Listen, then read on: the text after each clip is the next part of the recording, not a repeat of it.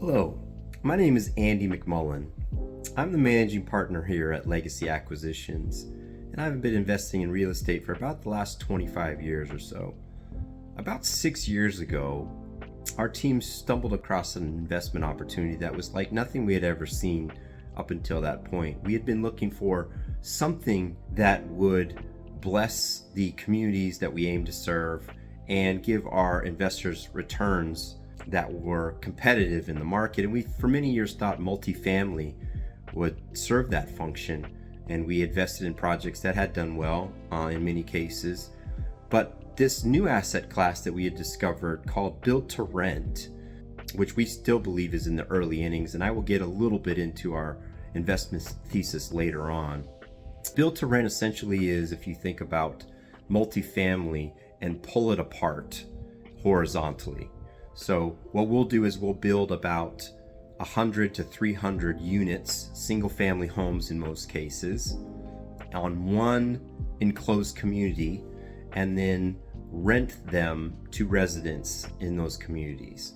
And so think about an apartment complex where you have residents have their own backyards, their own barbecues, their own walking trails, their own amenities, in some cases clubhouses, barbecues, playgrounds, and that will cut their grass. So we discovered that asset class had resonated with not only the millennials in the kind of early family formation years, but also empty nesters as well.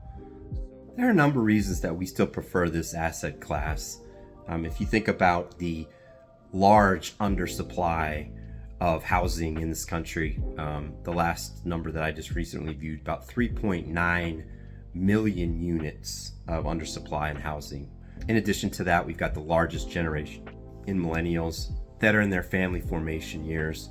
And that's not to even speak of the boomer generation, who for many years we thought would be going to assisted living or to senior housing. And what we've discovered is that they actually are much active a lot longer. So that bodes well for having communities where they can have their barbecues in backyards, but not the hassle of owning a home.